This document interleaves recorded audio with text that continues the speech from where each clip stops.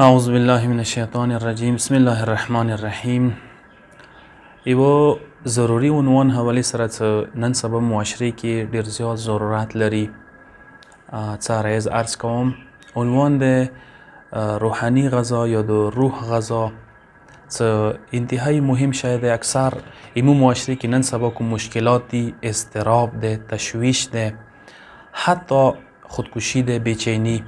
ایدی ټول وجه انده ده چې مو اکثر اوقات ای روح غذا، روحانی غذا حاصلولی کوشش نکو، روح ضروریات پوره کولی کوشش نکو. روح سکل پژمرده شي، روح سکل افسرده شي، کمزور شي، مرده شي، نو انسان ډیرو بیچینه سره مشکلات سره حتی خودکشی سره روبرو کوي شي.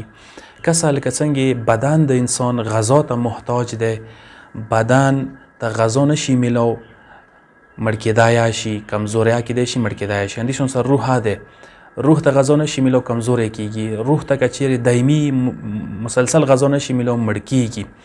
او اشتباه انده ده چې مو روح ته غذا په ځای بدن ولا ضرورت پر کوو، بدن ولا خوراک پر کوو، جسم ولا خوراک پر کوو. مو سوچ کوو چې کچېرې مو روح ته هم څه کومه ده، بس ضرورت پر شو، خوراک پر شو. ایدی مثال انده ده چې یو کس وږی وي ته بل کس ته خوراک ورکړي، هغه کوم کس وږی دی هغه اوس سیر نه کېږي، مړیږي نه. لکه څنګه یو شاعر بهترین انداز کې ویلی دی: گر خورد نان این نگردد سیر آن، ورکشد بار این نگردد آن گران. که چیرې تو یو ته نغان ورکو وږی بل و مړیږي ورسره هغه وږی نه.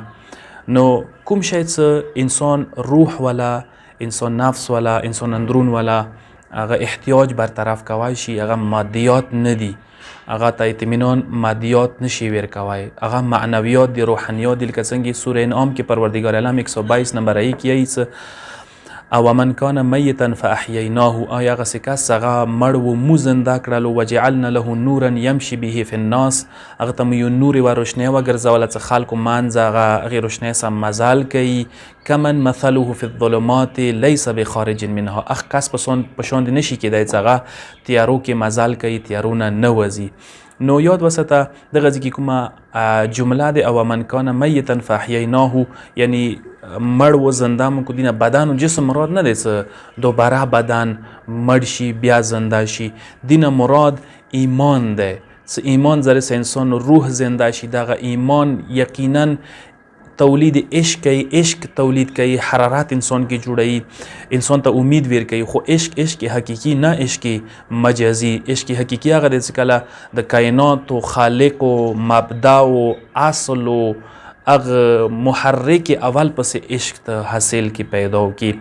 روح کی کسا ظرفیت ده، لکه څنګه انسان جسمانی خوراک څخه کله بدن ضرورت پر کوي او ظرفیت ده پور کیږي، انسان سره روح کې ظرفیت ده انسان څخه کله غذا ور کوي، علم او ایمان او تقوا او ایمان او عشق او معرفت او دغه زره سره خو فرق ده چې بدن ولا کوم مثلا لکه څنګه معده د ډکیږي، روح ولا کوم خوراک څه تکي روحاني خوراک هغه زره سره هغه ظرفیت ډکیږي نه، پوره نه کیږي، پور نه کیږي، ویلي څنګه نامحدود او لامحدود ده.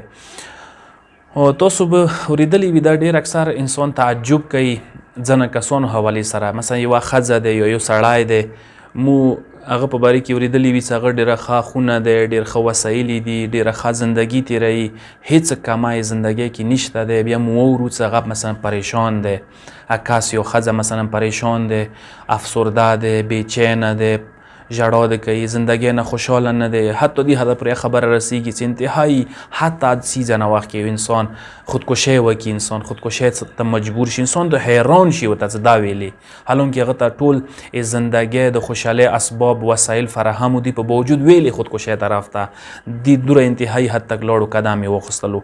خو لیکن دې دپاره هر یو کس حیران کیدای شي. خو هغه کس هغه روح شناس وي، روح ضرورت او تقاضا باندې پوي وي، هغه تعجب کې نشي کېدای. ویلي څنګه ته پاته دی چې دی روحاني احتیاجات پوره نه دي کړي. چې کوم کس روحاني احتیاجات پوره نه کړي، روحاني ضرورت پوره نه کړي، بدني ضرورت او احتیاجات پوره کول زری ست روح نشي سکون و اطمینان ته رسوای، یقینا بېچینه به، یقینا مضطرب به وي او بیا به ته هر یوه هر باعث ملایي. نو یاد وساته کوم یو کس د ایمان ولا شعلې نه ګرم نشي، چې هغه امید ذرې سره د علم ذرې سره مزین نشي، هغه واقعي حقیقي خوشحالۍ هغه ته نصیب نشي کېدلی. اپیکور یو انګریز دی چې هغه قبل از میلاد څلورمې صدۍ کې زندگی کوله. هغه فلسفه زندگی په باره کې یوه نظریه څه ډېره مشهوره دی. هغه نظریه دا وه چې هغه اصل زندگی اصل لذت ګڼلو. هغه ویل چې اصلي زندگی همدا دی چې کوم ځای کې ته لذت میلویږي. هغه به د ښوالي او د بدوالي معیار لذت خیالو. ښه شی هغه دی چې لذت ورکوي، بد شی هغه دی هغه ویل چې لذت خوند نه وي ورکوي. هغه ویل چې کوم شي کې لذت خوند ډیر دی هغوره مغه شی ښه دی. نو دغې نظریې وجې نه اپیکوري نظریه چې کومه وه عیاشۍ مغه اپیکوری بلای شوه، اپیکوری مغه عیاشۍ بلای شوه. کسه انده دانشمند اندغه مطلب فیلسوف خپله بیا قایل و چې هغه ویل چې شراب، معشوق، کیل تماشا، تفریح، رقص و دانس دا ټول شیونه کوم دي دا کامل و مکمل لذت نشي کېدای. هغه ویل دا مکمل لذتونه نه دي.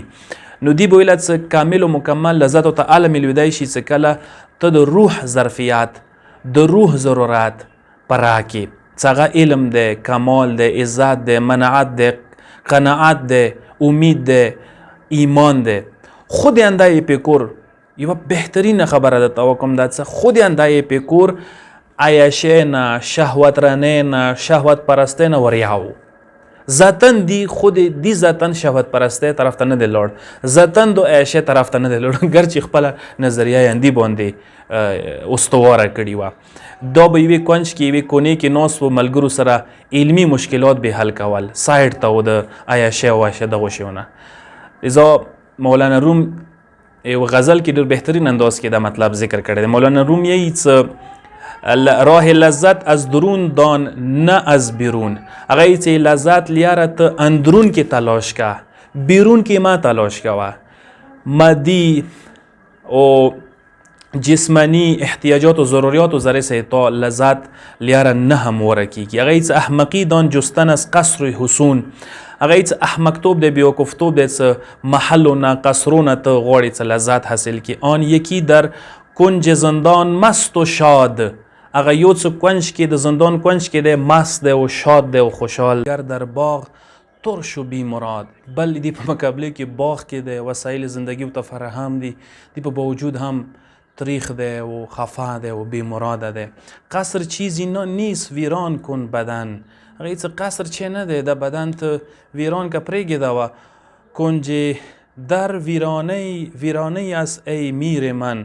هغه څه گنج در ویرانه است ای میر من. هغه څه که خزانه سي سار خوي هغه ویرانه کې ده، کور کې نه ده، محلو کې نه ده. هغه خزانه څه ته لټای هغه ویرانو ځایو کې ده، چې نه چې صرف د بدن وسایلو فرقول سره وي. آن نمیبینی که در بزم شراب مست آنگه خوش شود کو شد خراب. نه کسی چې د میخانه کې بزم شراب محفل کې چې کله یو انسان خراب شي نو مست شي و خوشحال شي. نو یاد وساته پکار دا دی چې موږ کوشش وکړو اول خو پوه شو دی باندې چې ځان پوه کړو چې انسان ته حقیقی خوشحالی، لذت، سکون، اطمینان، چین، آرامش، تسلی، خاطر علی میلویږي چې کله ته د روح ولا روحانی ضروریات پراکې، روحانی احتیاجات پراکې، بدنی، جسمانی، مادی وسایل و ضروریات پر کولې سره روحانی لذت ته نه میلویږي، روحانی سکون نه میلویږي. روحانی سکون علی میلویږي چې کله ته اسباب د روحانی غذا فراهم کې ځان دپاره. والسلام علیکم ورحمت الله وبرکاته.